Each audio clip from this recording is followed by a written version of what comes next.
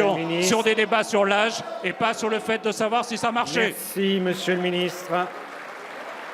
La parole est à Madame Paola Forteza. Merci, Monsieur le Président. Monsieur le ministre de l'Économie, vous avez déclaré ce matin que vous alliez assigner Google et Apple devant le tribunal de commerce de Paris pour pratiques commerciales abusives.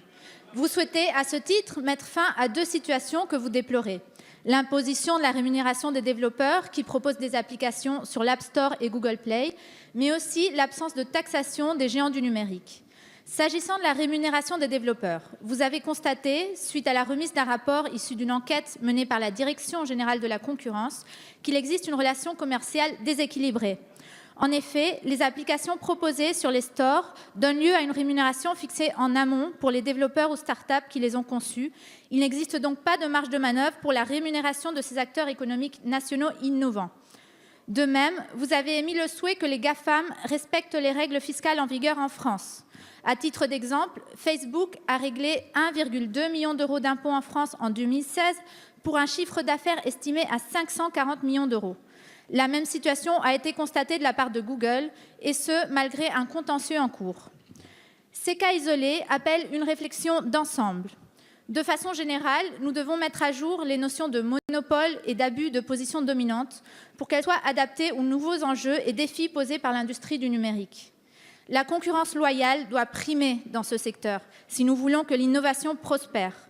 Nous devons le faire au niveau européen, comme nous avons commencé à le préfigurer avec le RGPD ou la proposition de taxe aux géants du numérique qui sera annoncée dans les prochains jours, mais nous devons aussi et surtout le faire au niveau international, d'où l'importance de porter ces sujets au sein des enceintes de coopération internationale.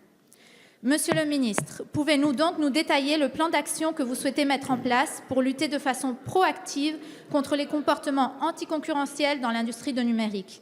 Plus précisément, quelles actions concertées au niveau européen ou international proposez-vous, ces échelons étant les plus effectifs dans la matière? Merci, Madame la députée.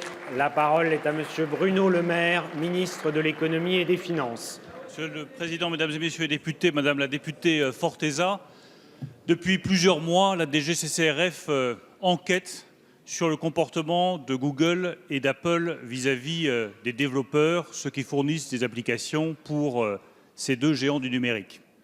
Les conclusions de la DGCCRF sont sans appel. Les pratiques de Google et d'Apple vis-à-vis des développeurs sont contraires aux règles commerciales.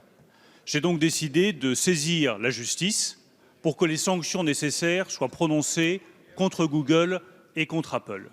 Il y a des règles commerciales en France et chacun doit comprendre, qu'il soit faible ou qu'il soit puissant, que ces règles commerciales, nous les ferons respecter et que toutes les entreprises, quelle que soit leur taille, quelle que soit leur importance, les respecteront sur le territoire français. Au-delà de ces sanctions qui seront prononcées contre Google et contre Apple, nous avons un problème d'équité fiscale internationale. N'importe quelle PME, n'importe quelle TPE sur le territoire français paye ses impôts locaux, nationaux et ses taxes. Personne ne peut comprendre que les géants du numérique, Google, Apple, Facebook, Microsoft, n'aient pas à payer le même montant d'impôts sur le territoire national ou sur le territoire européen. Nous nous battons donc depuis plusieurs mois avec le président de la République pour faire aboutir une fiscalité juste et efficace des géants du numérique. Nous avons mobilisé notre partenaire allemand. Nous avons mobilisé 19 États membres de l'Union européenne. Nous travaillons au sein de l'OCDE. La semaine prochaine, dans le cadre du G20, je continuerai à défendre cette idée avec l'appui de la Commission européenne qui nous apporte, elle aussi, son soutien. Notre objectif, il est clair, que l'Union européenne se dote au début de l'année 2019, au plus tard, d'un instrument législatif efficace pour taxer les géants du numérique.